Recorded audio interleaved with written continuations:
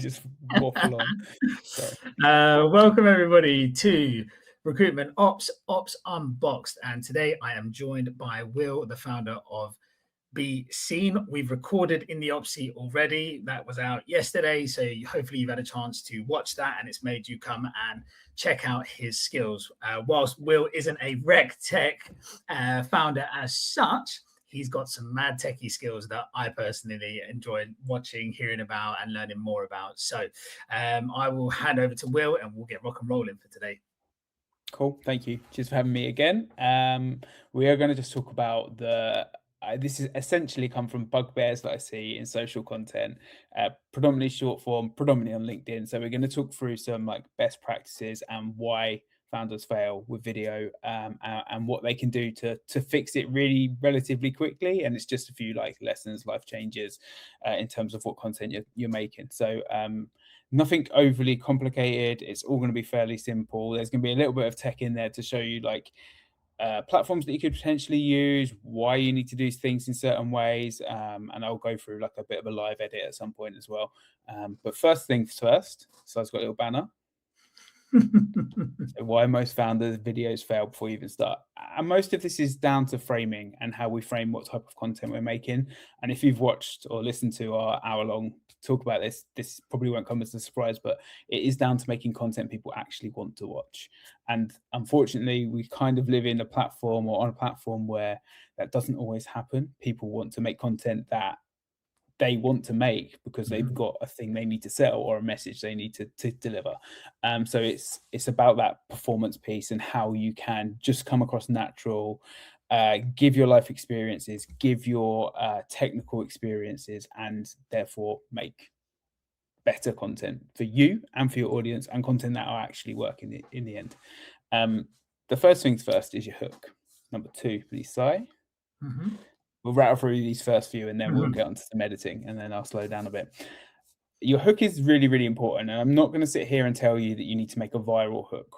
What you can do is deal with some don'ts. So with your hook, you don't need to introduce yourself. You don't need to tell people who you are and what you do. And that, in essence, makes your hook better. And what we can do from there is create a curiosity piece, or create a bold statement, or say something that is going to ask people are going to be intrigued by. So if you say, "Hi, I'm Will, founder of BCENE. We edit videos and strategize podcasts and help with personal branding content." By the point I get to anything that's interesting, people are gone. And you'll have seen this all over LinkedIn where people are doing this. So that in itself is something that you can literally change by realizing that about there is a picture of you with your name and your job title. So you don't need to be doing that. And that for me is like one of the biggest changes that people can do. Do you know what I mean? Like it's literally there. So you're telling people something they can see.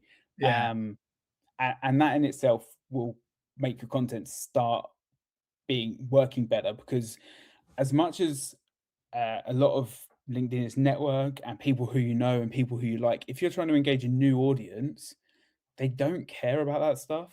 They just want you to get to the content that they want to consume. So that is key.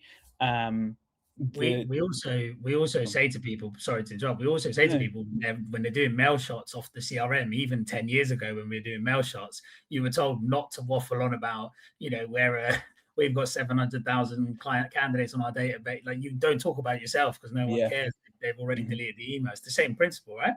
Yeah, it's the same principle. You've got to think about what's in it for your audience. And how can you have empathy for they're giving up their time to watch you, and like they don't need your life story in that first 10 seconds. I think we can move on to point 3, but that sort of covers that. What I don't want to do is get on a soapbox and go on for 10 minutes about one of these points. So audio over everything. For me, and generally, your audio needs to be good. People will forgive a bad looking video, but your audio needs to be as good as you possibly can make it. So if I put my phone over on the other wall and try and record it using the mic on the phone, that in itself is going to probably be decent video, but people aren't going to be able to hear me. It's going to be noisy. So if you are doing things like that, then the benefits are to have a plug-in mic, which are relatively cheap nowadays, something that you can hold, something that you can clip on, and work with that. One thing to recommend with your mics is don't hold them too close to your mouth. They're pretty sensitive. You get what's called peaking. Your audio will sound all horrible and distorted at the top end. Keep it as far away from you as possible, sort of in this area is where like a lapel should be on your clothes, or if you need to clip it to your t-shirt, do that. That for me is perfect. And if you need to handhold, just don't like put it really close to your mouth unless you're like into some ASMR type content, whisper down the mic. What's So the those what's the fluffy bit called, and what's that the for? fluffy bit's called a dead cat. Right. The dead cat is for wind reduction, essentially. That plugs in and then it stops the wind getting in the mic. So you'll see them. People will keep them on whenever they're using them, but that's essentially what it's for. You can take it off if it's not windy, but yeah, most people just leave them on. Yeah, that's what the fluffy bit works for. Cool. Yeah, so in terms of audio, it's more a case of making sure that's good. Like I said, people will forgive bad video, but audio is actually really, really important. And all these points come from a place of engaging a new audience, because you'll probably like my video even if I've got bad audio. You'll probably engage with my content even if it's not quite as crispy as it could have been or should have been. That's the key, is like, this is about engaging new people who are like, it's the first time they've seen you and your audio's crap and they think he doesn't know what he's doing. See you later. So yeah, we can move on to point 4 if we can. One idea per clip. So for me, one of the biggest things I see is like a 3.5 minute long video on LinkedIn that covers like 10 things that could be separate videos. And I don't know if it comes from a place of like being like, well, I've got to do a video and I've got to show that I've got value. And like, for me, it's like great because this person does know what they're talking about. They can deliver it, but you lose the audience when you're talking about your recruitment strategy versus work from home, AI, and then you're like all over the place. Unless it's like I don't know, we're doing a roundup of the week and we talk about like what we've done in our week, like that's fine because that's sort of the one point, the one idea is that weekly roundup. But really nailing one thing well, telling people what you're going to talk about, tell them why it's important, give them the value, tell them what they can do with that information. Kind of a good breakdown of like what a post should be. For me, it's really just having that single thought. And I think a lot of time people think, oh, I've got the mic, I've got it running. I'm going to waffle. I'm going to talk about whatever I can. Like I'm just going to go. And that for me is like a key thing as well. Like one idea per video delivered, even if it's shorter than you want it to be. If it's 35 to 45 seconds, that's fine. Rather they are shorter and more of them in that instance, where it's one point, here's what you're going to learn. So yeah, that's a key one. The next one is a practical bit, and it's framing and composition. So I'm going to present my screen and I am going to load up a platform called Descript, which isn't my editing software of choice, but it is a good online editing software. And I'm going to drop in what I've got, a video of me from a recent day, a content day we did. Can you see all this, Si? Yeah, all good. Cool. So let's keep that, please. In here is like Descript's platform, which is actually really, really intuitive and really useful. What we need to talk about is the composition though. So there's a few things to think about when we come to LinkedIn composition, and I've made this little guide, which I'm going to drop on here, and hopefully it works. This is your safety guide. So one thing that LinkedIn is notorious for is cropping in videos. So that's why when you probably make your video, you think, this looks amazing, great. And when you post it, your face is basically on the edge of each side of the screen. Yeah. So it's a classic in terms of like the subtitles are cut off at the bottom or they're hidden by the text, or, you know, you've seen it everywhere, right? Like we see it. So for me, this grid here works really nicely to say like, this is the area we've got to play in. So if I want to zoom my content in, I can, but what I want to be doing is keeping I told you this would slow me down. We want to be keeping, I want to lock that.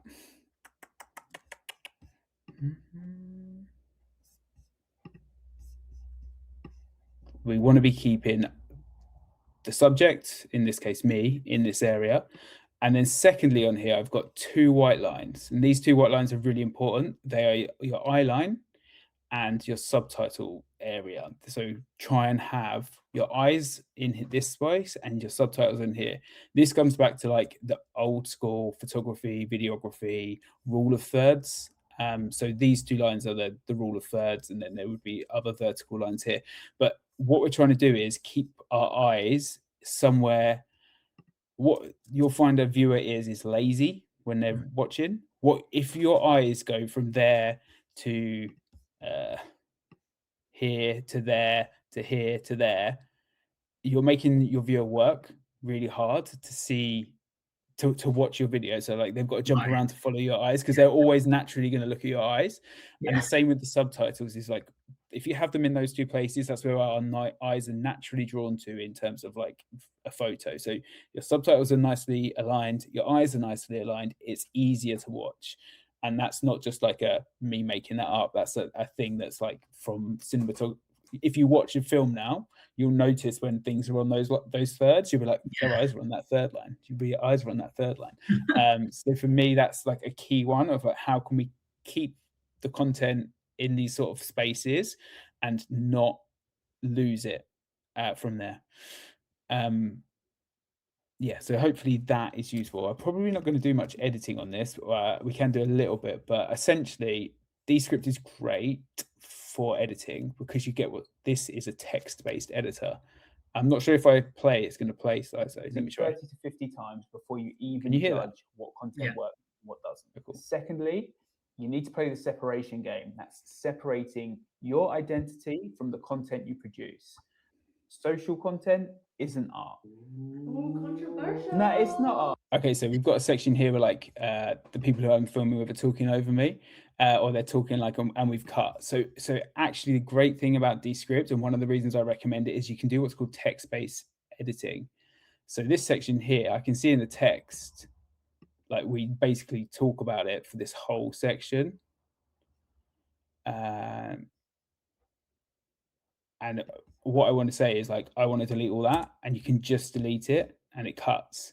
So I've got like this first section, which is great. And then I've removed that section. So I can get rid of things like these. And this for me is a great way to start learning editing because you can just edit the text.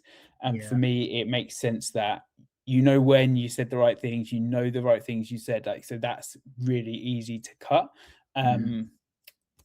So this clip like essentially is 3 minutes of me talking about content. So what I wanted to show as well was subtitling in here.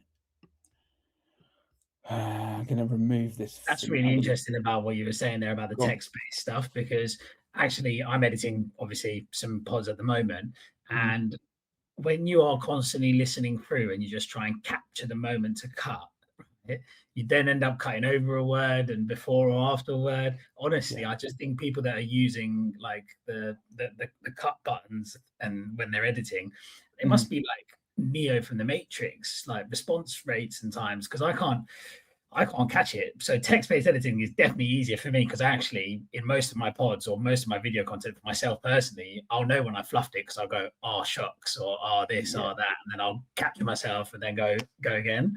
And you can just go through and delete those bits. It works really well.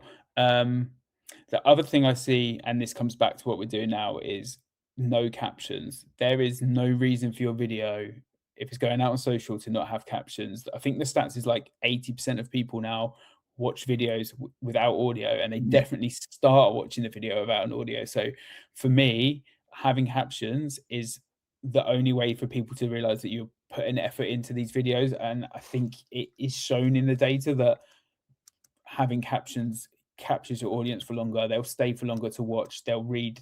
You know, it might be that they're on the train and they just go, oh, video, but what's this person saying? I haven't got my headphones. Oh, well, I won't watch it, right? That's the type of sort of like thought process we need to have with this. In here, the captions are like pretty good.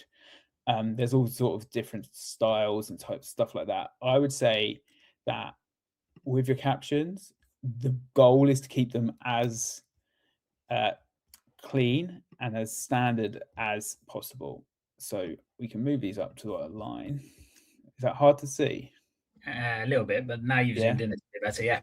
Yeah, and the great thing about this is I can upload the fonts that are my brand typefaces to Descript, which you can't do in a lot of the other ones like Opus or Veed and all these ones. You can't have this control. And for me, this is so important if you are building a brand and you want people to know who you are, and you have specific colors and typefaces and logos and all those type of bits that we can drop into here to keep them on brand. And I'm not like a massive like, oh, we've got to follow the brand guidelines, but I think having your typeface, your colors, your logo are all sort of like the basics we can do when it comes to this type of content. So you've got like, full control over essentially everything in here. I would probably just make them smaller and then make the typeface bigger with these, so they're sort of like that. I like a couple of words coming in. Obviously you've got tons of typefaces to choose from here. You can basically pick from like any Google typeface. This is one of the ones we use at the moment, and then you can do it does like the, and let's face it, neither of those things are and that's literally like what, 4 clicks to do that. So there's no reason why you can't, and you can save these as presets, so you can have it and reuse it and go back and change it and all those type of things. So I think that for me is like the biggest one, is like, can we caption it? How can we caption it quickly? If you don't, Descript is good, but it is web-based, so you have to use it on a computer. Veed is a great app. Captions is a great app. These are good apps for just doing this on your phone. Even Instagram's Edits app, which is free, you can literally upload a video, caption it, export it, post it on LinkedIn, if that's the way you want to go about it. What else we got to cover? So we want me to go through this as a bit of an edit, and I will go through. I feel like watching someone edit might be a bit boring. No. A couple of questions I had whilst you were going through that. Yeah. Typeface, does that just mean font? Typeface means font. Okay, I would tell you I know the geeky difference between them, but I imagine it's down to like the family. So like Delight Bold is a typeface, but Delight is a font family, or something like that. Okay, cool. But yeah, everyone will have a brand guide that's got at least, hopefully, a logo, palette of colors, typeface that you should be using at a minimum, and then you can you can just change colors in here and then have your palette set up, and it can be whatever you want. And you can play around with this, and there's lots of different animations, but I mean, these ones here just scream, I don't care. And you would have definitely know the Opus Clips one, where they like pop up and they're all different colors and you get the little emoji, and it was like, this is amazing. And then everyone does the same thing. And then it's the same with like the AI templates that you do. You're like, here's the video, you do the template for me, and it like makes all these graphics pop up. And I just think, you know what, sometimes it's good, but sometimes you need to sort of like be like, we don't need that. Just need a talking head. Let's go. This is how it looks like. So I can go little bit of effort just helps you stand out from the crowd. Like you said, that was 3 or 4 clicks, and you can have your own font, your own colors. And I do strongly believe in the brand guideline stuff. Like I think it is important to make sure that you have consistency throughout your content, because it's familiarity to the consumer's eyes, right? If people are seeing it, then they know what to expect from you. And the other question I had for you before you go was that the grid that you dropped in there. So the third lines, I've seen on some editing software, it says add grid lines. Is that what it's referencing in that option? Yeah, potentially. Yeah. It will, if you go on your phone on your camera and you can put the rules of thirds in, like you can have these, they're there for a reason. It's because it's kind of like videography, cinematology, like actual, like not standards, because in creative, rules are made to be broken, and like you can use them in the opposite ways and stuff like that. But for social media, like these things help you to make something that looks like it's had effort put into it. But yeah, I can go through and do a bit of a live edit on this. I'm going to get rid of this framing though, so I can do some like zooms and stuff if we can. So I'll just basically, all I would do to start with is play it back. It's about 3 minutes, but I will not play it all back. Keep going whilst everyone around them is still deciding. The problem is you need to play the volume game. That means posting before you're ready and not judging your content until you've posted 30 to 50 times. Firstly, you've got to play the volume game, posting 30 to 50 times before you eat. So I've got 2 takes here basically. So I would just text-based edit like that one out. And then one of the things that I think people are scared of is a jump cut, but we're all used to them by now. So like you're used to the person just sort of glitching a little bit. As long as the sound's as good as it can be, like you don't really mind that. And we see it from all the YouTubers who shoot one camera, like it's fine. Like, or there'll be like a subtle zoom in on the bit when they punch through. So like where the cut comes, we would have. Firstly, you've got to play the volume game, posting 30. It's not done it. Sorry. What I would tend to do in other editing software is like have like this punch zoom in, but this doesn't do it, so that's no good. But it does do basic editing, so that's fine. But a jump cut is essentially just you've cut out a chunk of the video, and so it skips or jumps to the later scene, and you notice that jolt in it. I think that looks quite nice actually. I thought people did that for effect. No, it's mainly to hide a cut or something like that. Yeah, that's all it means. It's like essentially like your face will be like that, and then it'll just glitch like that, and you'll be like, what's going on? As long as if you're doing this, then they're much more noticeable. But if you're just sat there and like looking in a similar direction, your head might have tilted a little bit. It's not the end of the world. But yeah, so like for this, all I would do is just be going through and looking for those duplications, and taking out the sections that I don't need anymore, and then captioning this, and then it's like ready to go, because that for me is a perfectly good social video. And sort of like the closing point is like we're in a mindset shift where we need to be consistent, not perfect. So if it's not perfect, that's fine. All we need to do is make sure that we are literally hitting video as hard as we can. I am bullish on this as a multiplier effect for your trust and for your brand building, because anyone can do written posts, anyone can do text posts, anyone can make AI pictures, and AI will come for video, but at the moment it's not here. So you've got to start now to build that moat around your personal brand and around yourself as a influencer or a creator or whatever we want to call ourselves. Because I don't think if you are I think if you're waiting for perfection, you're probably just gonna not start. So no, I love that line you just used, the moat around your personal brand.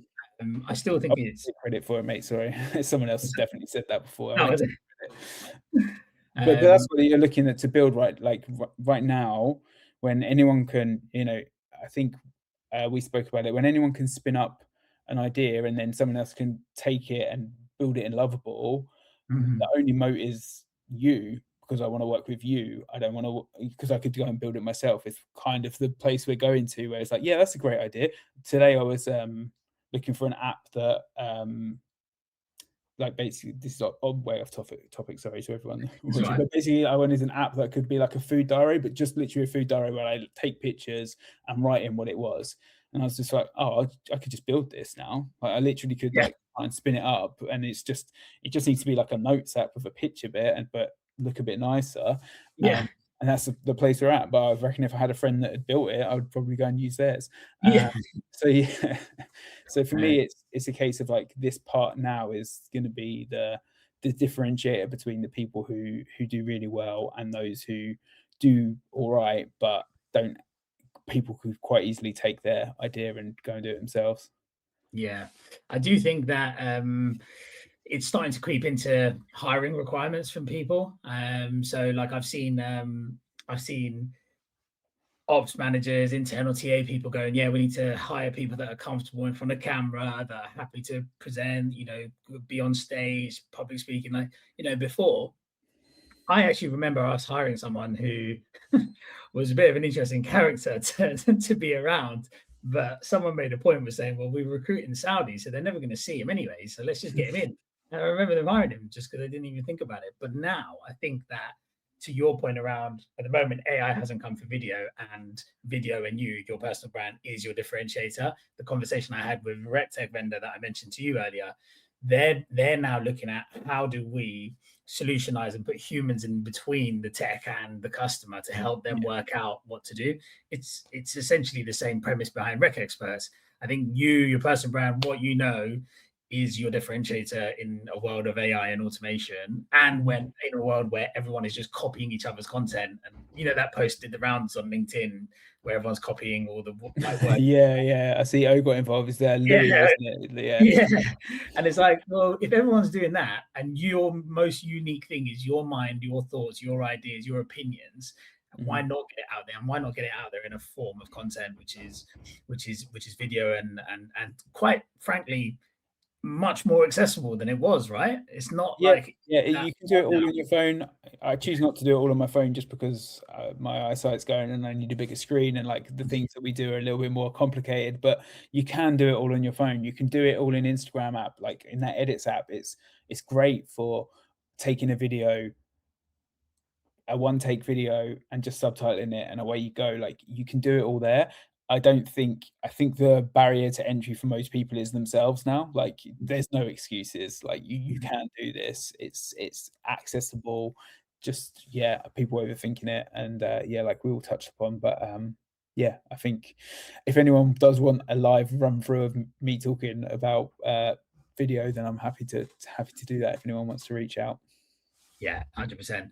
I mean, you've been wonderful with me and Recruitment Ops as a channel. You've been a very, very valuable resource. You've answered so many questions. I feel like I just WhatsApp you at 9 o'clock at night all the time after I put the kids to bed, and I'm like in here working. So yeah, I can firsthand say that you've been great influence advisor on all things video, and we already know who the types of folks you're working with in the industry. So thank you very much for your time and effort this evening. People probably won't realize this, but it's 8:37 and we're recording this.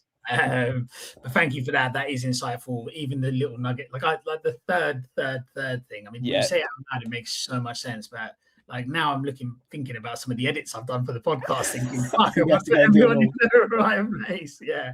No. Yeah.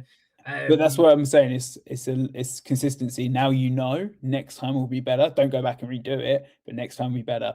Next time it'll be better. And that's the thing. It's like captions, eye lines, that safeguard zone, and 1 point, don't introduce yourself. They're my 5 takeaways.